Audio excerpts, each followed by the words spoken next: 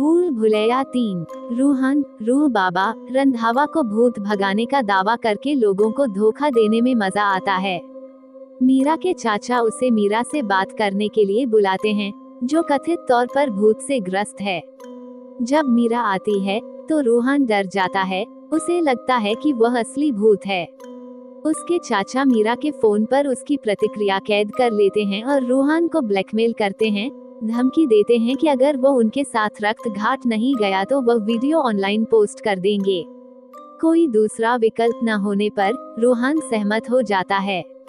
उसके आने पर सभी उसे देखकर चौंक जाते हैं, क्योंकि वो बिल्कुल 200 साल पहले के राजकुमार देवेंद्रनाथ जैसा दिखता है। महल में मंजुलिका की आत्मा की मौजूदगी के कारण शाही परिवार वर्तमान में घोड़ा खलिहान में रहता है। राजपुरोहित सभी को मंजुलिका के कमरे के पास न जाने की चेतावनी देते हैं और सलाह देते हैं कि इसे केवल दुर्गाष्टमी के दिन ही खोला जाना चाहिए, जब शाही परिवार का कोई सदस्य भूत से छुटकारा पाने के लिए पुनर्जन्म ले। यह मानते हुए कि रूहान देवेंद्रनाथ का पुनर्जन्म है, सभी वापस महल में चले जाते हैं। स्थानीय मिथक के अनुसार 200 साल पहले मंजुलिका एक राजकुमारी थी। राजा का एक बेटा था, देवेंद्रनाथ, जिसका एक नौकर था। जब राजा ने देवेंद्रनाथ को अपना उत्तराधिकारी बनाने का फैसला किया तो मंजुलिका ने गुस्से में आकर उसे मार डाला। प्रतिशोध में राजा ने मंजुलिका को जिंदा जला दिया और उसकी प्रतिशोधी आत्मा अब महल में भटकती है, जो कई मौतों के लिए जिम्मेदार है। मीरा महल पर काम करने के लिए एक जीर्णोद्धार दल को बुलाती है ताकि इसे बेचा जा सके।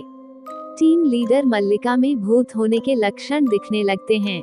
रूहान को असली भूत के बारे में पता चलता है और वह भागने की योजना बनाता है, लेकिन उसे एहसास होता है कि जाने से पहले उसे अपना वीडियो मिटाना होगा। उसे खोजते समय उसे पता चलता है कि मीरा ने चुपके से उसकी तस्वीरें खींच ली हैं, जो उसके लिए रोमांटिक भावनाओं का संकेत देती हैं। जब उससे पूछा जाता है तो वह इसकी पुष्टि करती है। रूहान वहीं रहने का फैसला करता है, लेकिन जल्द ही उसे पता चलता है कि पंडितान और छोटे पंडित पहले से ही मंजुलिका के कमरे में रह रहे हैं। वे बताते हैं कि वे सभी को डराने की कोशिश कर रहे थे ताकि वे वहां शांति से रह सकें। जीर्णोद्धार दल कमरे पर कब्जा कर लेता है और गलती से एक दीवार तोड़ देता है, जिससे एक छिपा हुआ रास्ता खुल जाता है जो भैरव कवच से सील किए गए कमरे की ओर जाता है।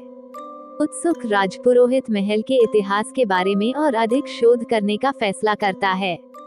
संपत्ति बेचने के लिए बेताब राजा साब रूह बाबा की मदद से भैरव कवच को तोड़ने का फैसला करते हैं। जैसे ही वे दरवाजा खोलते हैं, राजपुरोहित खबर लेकर आता है कि कमरा मंजुलिका और देवेंद्रनाथ की बड़ी बहन का है। वह बताता है कि 200 साल पहले राजा की 2 बेटियां थीं जो एक दूसरे से घृणा करती थीं।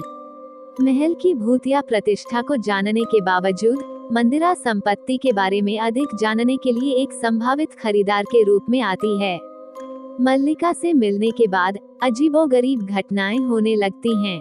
राजपुरोहित सभी को दुर्गाष्टमी तक सतर्क रहने की चेतावनी देता है, जिस दिन मंजुलिका से अपना बदला लेने की उम्मीद की जाती है। रूहान और मीरा की मल्लिका और मंदिरा दोनों से कई बार भयानक मुठभेड़ होती है। वे इस बात को लेकर भ्रमित हो जाते हैं कि असली मंजुलिका कौन है। राजपुरोहित मंजुलिका की आत्मा को नष्ट करने के लिए पवित्र तेल लेकर लौटता है और दुर्गाष्टमी से एक रात पहले वे उस स्थान पर इकट्ठा होते हैं जहां 200 साल पहले उसका शरीर जलाया गया था। रूहान चतुराई से मल्लिका और मंदिरा दोनों में व्याप्त आत्मा को भगाने में कामयाब हो जाता है और उसे पता चलता है कि भूत वास्तव में देवेंद्रनाथ था, जिसे 200 साल पहले नृत्य के प्रति अपने प्रेम और अपनी पुरुष पहचान के प्रति तिरस्कार के कारण मार दिया गया था। ये पता चलता है कि अंजुलिका और मंजुलिका ने सिंहासन को सुरक्षित रखने के लिए देवेंद्रनाथ को मारने की साजिश रची थी। राजा के सामने आने के बाद उसने अपने मंत्रियों को उसे जिंदा जलाने का आदेश दिया। इसके बाद राजा ने दोनों बहनों को राज्य से निकाल दिया। देवेंद्रनाथ की आत्मा ने फिर राजा और उसके रक्षकों को मार डाला। उस समय के राजपुरोहित ने भैरव कवच द्वारा सुरक्षित छिपे हुए कमरे में देवेंद्रनाथ की आत्मा को बंद कर दिया। ये देवेंद्रनाथ की आत्मा थी जिसने अपनी बहनों के पुनर्जन्म, मल्लिका और मंदिरा को अपने कब्जे में लेकर अशांति पैदा की थी।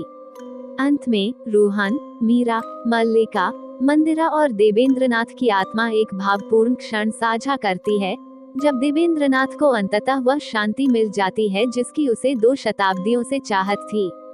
मिड क्रेडिट सीन में पता चलता है कि मंदिरा असली खरीदार नहीं है। वह असल में एसीपी राठौर है, जो एक अंडरकवर पुलिस अधिकारी है, जो नकली भूत भगाने वाले रूह बाबा के रूप में रोहन को उसके धोखाधड़ी के लिए गिरफ्तार करने आई है। यदि ये कहानी आपको पसंद आई हो तो अपने दोस्तों और अन्य लोगों के साथ शेयर जरूर करिएगा।